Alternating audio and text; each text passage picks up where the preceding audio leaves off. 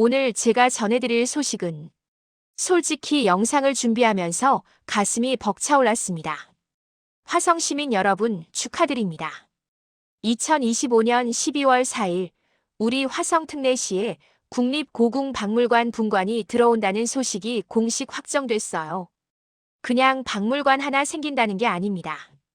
경기 남부권 최초의 국립박물관 분관이에요. 조선 왕실 500년의 유물과 이야기가 우리 화성에 자리를 잡는 겁니다.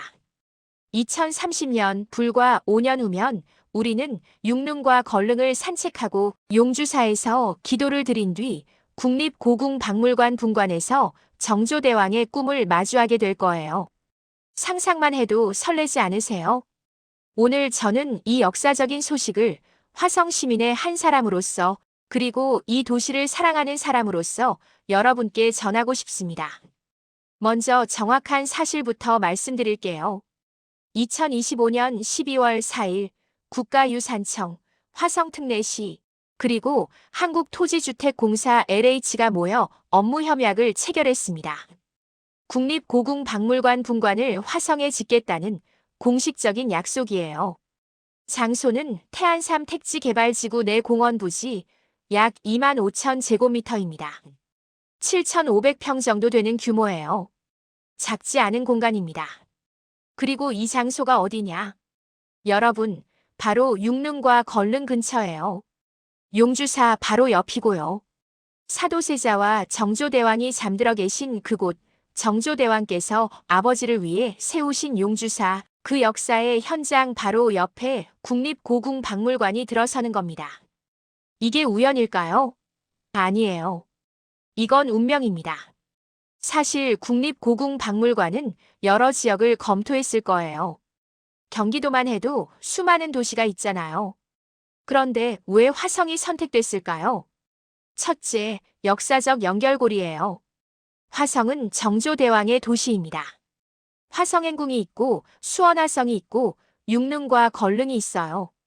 정조대왕께서 아버지 사도세자를 향한 효심으로 만든 도시가 바로 화성이에요. 국립고궁박물관은 조선 왕실의 유물을 보관하고 전시하는 곳입니다. 그 유물들이 가장 의미 있게 빛날 수 있는 장소가 어디겠어요? 바로 여기 화성입니다. 둘째, 공간적 완성도예요. 육릉과 걸릉을 참배하고 용주사에서 기도를 드리고 박물관에서 그 시대의 유물을 보는 거예요. 역사가 책 속의 이야기가 아니라 살아 숨쉬는 현장이 되는 겁니다. 관광객들은 단순히 무덤을 보러 오는 게 아니라 정조대왕의 시대를 체험하러 오게 될 거예요. 왕실 문화를 온몸으로 느끼러 오는 겁니다. 셋째, 발전 가능성이에요. 화성은 지금 빠르게 성장하고 있습니다. 인구가 늘어나고 개발이 진행되고 새로운 에너지가 넘쳐나는 도시예요. 그런 도시에 국립박물관이라는 문화 인프라가 더해지면 어떻게 될까요? 문화도시 화성, 역사도시 화성, 교육도시 화성. 우리 아이들이 자랑스러워할 도시가 되는 겁니다. 그럼 이 박물관이 구체적으로 어떤 모습일지 상상해 볼까요? 먼저 수장고 기능이 있어요. 현재 경복궁에 있는 국립고궁박물관은 2005년에 문을 열었는데 이미 소장품이 넘쳐나서 수장고가 포화 상태래요. 새로운 유물들을 제대로 보관하고 관리할 공간이 필요한 거죠. 화성분관은 최첨단 보존 시설을 갖춘 수장고를 만들 거예요. 온도, 습도, 방진. 모든 게 완벽하게 관리되는 공간입니다. 그리고 여기서 중요한 건 일부를 개방형 수장고로 만든다는 거예요. 무슨 말이냐면요. 관람객들이 유물이 어떻게 보관되고 관리되는지 직접 볼 수 있게 하는 거예요. 단순히 전시된 유물만 보는 게 아니라 그 유물이 어떻게 500년을 견뎌왔는지, 어떻게 미래로 전해질 건지를 이해할 수 있는 거죠. 둘째, 전시와 체험 공간이에요. 왕실 유물 전시는 기본이겠죠. 조선 왕실에서 사용하던 물건들, 의복, 장신구, 그림, 책. 하지만 더 중요한 건 육릉, 걸릉, 용주사와 연계된 특별 전시예요. 정조대왕이 아버지를 위해 무엇을 했는지, 사도세자의 비극적 삶은 어땠는지, 용주사는 왜 지어졌는지. 이런 이야기들을 유물과 함께 보여주는 거예요. 아이들을 위한 체험 프로그램도 만들어질 거고요. 한복 입어보기, 왕실 음식 체험, 전통 공예 만들기. 상상만 해도 즐겁지 않나요? 셋째, 교육과 연구 기능이에요. 강당, 세미나실, 연구실. 이런 공간들이 만들어질 거예요. 학생들의 현장 학습 장소가 되고, 역사 동아리의 활동 공간이 되고, 지역 주민들의 평생 교육 장소가 되는 거죠. 대학이나 연구기관과도 협력해서 학술 행사도 열리고 복원 작업도 이루어질 거예요. 화성이 조선 왕실 문화 연구의 중심지가 되는 겁니다. 목표는 2030년 준공이에요. 약 5년 후죠. 어떤 과정을 거칠까요? 먼저 설계 공모가 있을 거예요. 전국의 건축가들이 모여서 화성에 어울리는 박물관은 어떤 모습일까를 고민할 겁니다. 육릉과 걸릉의 경관을 해치지 않으면서도 현대적이고 아름다운 건축물. 기대되지 않으세요? 그 다음엔 인허가 절차가 있어요. 문화재 영향평가, 환경 영향평가. 이런 게 까다롭긴 하지만 꼭 필요한 과정이에요.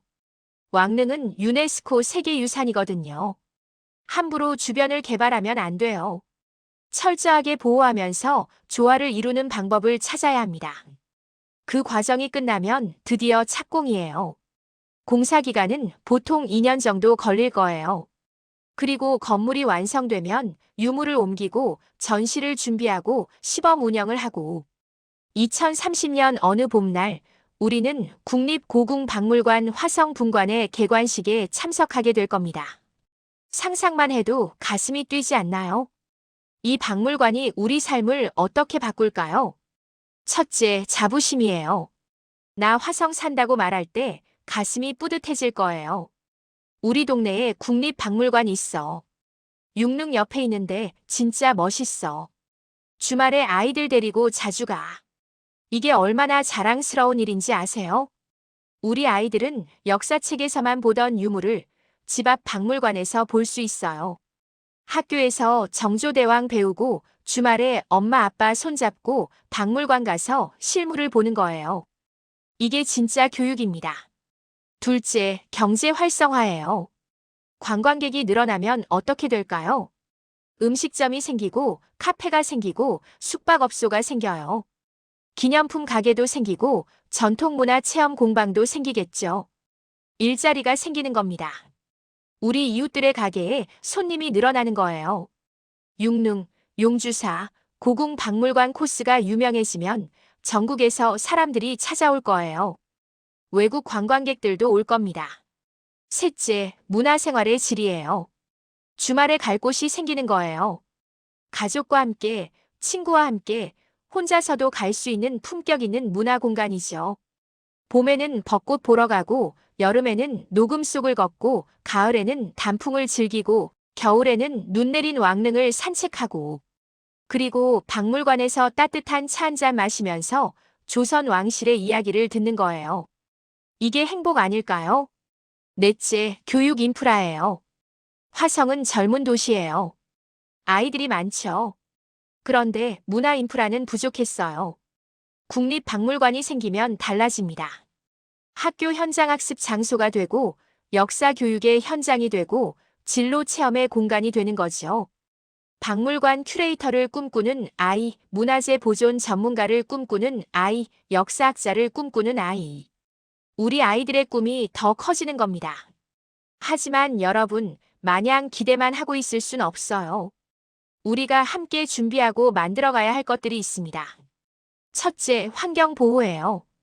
육릉과 걸릉은 세계유산이에요. 함부로 개발하면 안 됩니다. 박물관이 들어서면서 자연이 훼손되거나 왕릉의 경관이 망가지면 안 돼요.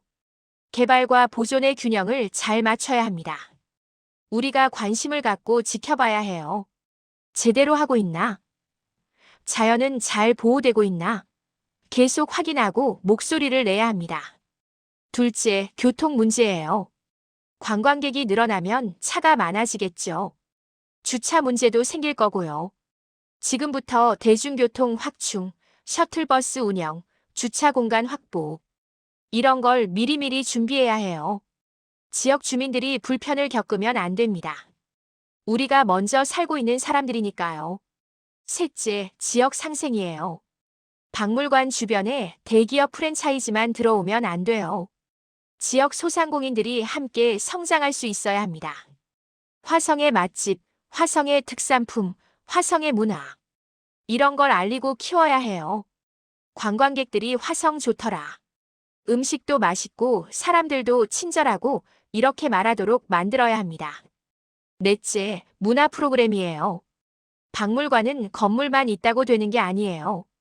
좋은 전시, 좋은 프로그램이 있어야 사람들이 찾아옵니다. 우리가 의견을 내야 해요. 이런 전시해 주세요. 이런 체험 프로그램 만들어 주세요. 우리 지역 이야기도 함께 다뤄주세요.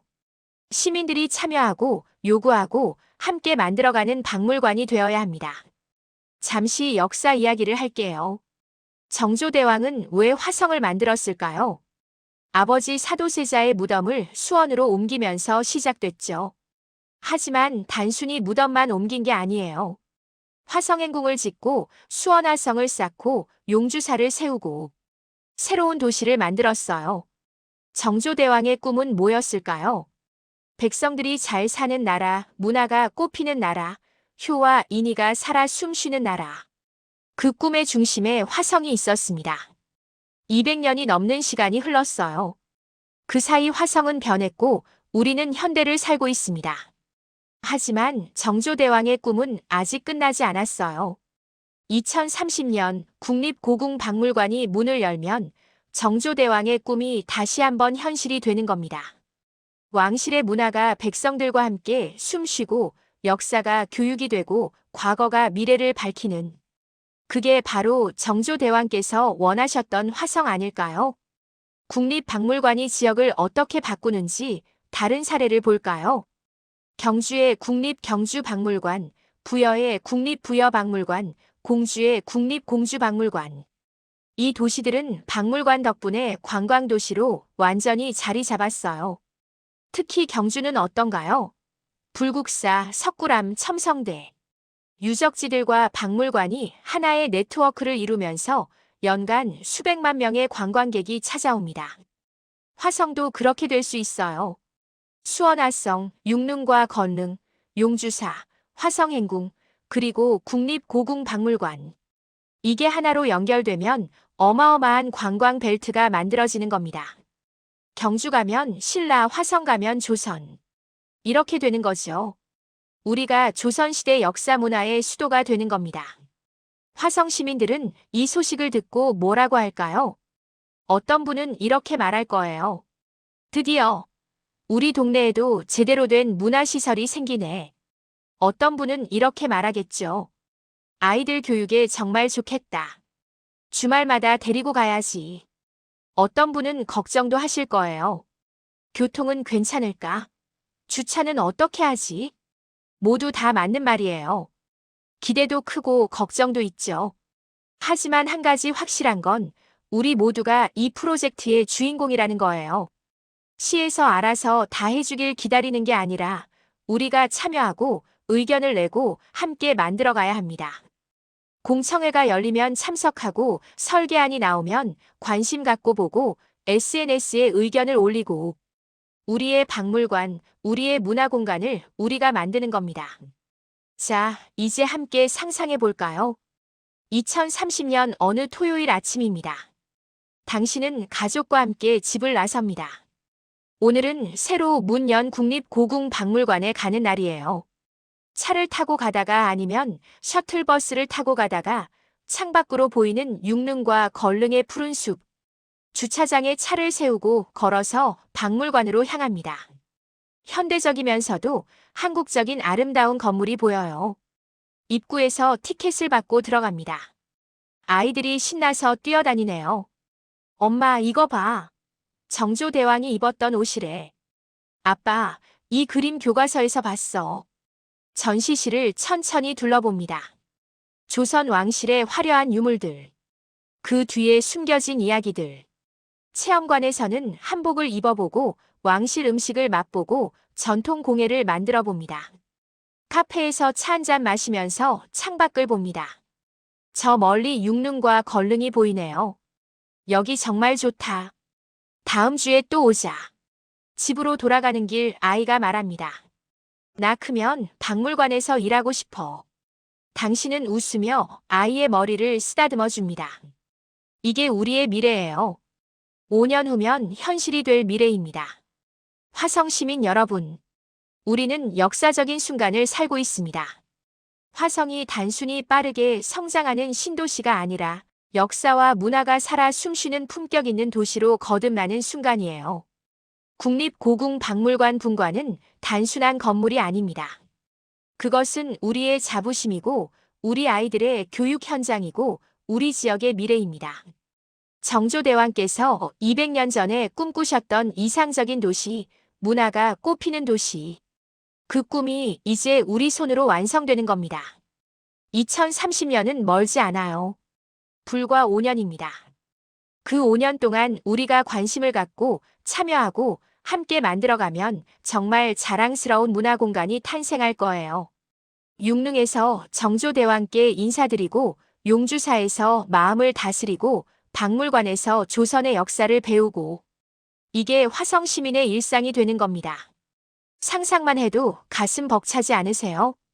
저는 벌써부터 2030년 개관식이 기대됩니다. 그날 여러분과 함께 박물관 앞에서 만나고 싶어요. 우리가 해냈다. 우리 화성에 국립박물관이 생겼다. 그렇게 자랑스럽게 말하면서 말이에요. 화성 시민 여러분 축하드립니다. 그리고 함께 만들어 갑시다. 우리의 문화, 우리의 역사, 우리의 미래를. 긴 영상 끝까지 시청해 주셔서 감사합니다. 이 기쁜 소식을 많은 분들과 나누고 싶어요. 구독, 좋아요, 그리고 공유 부탁드립니다. 화성의 미래는 밝습니다. 우리가 함께 만들어가니까요. 감사합니다.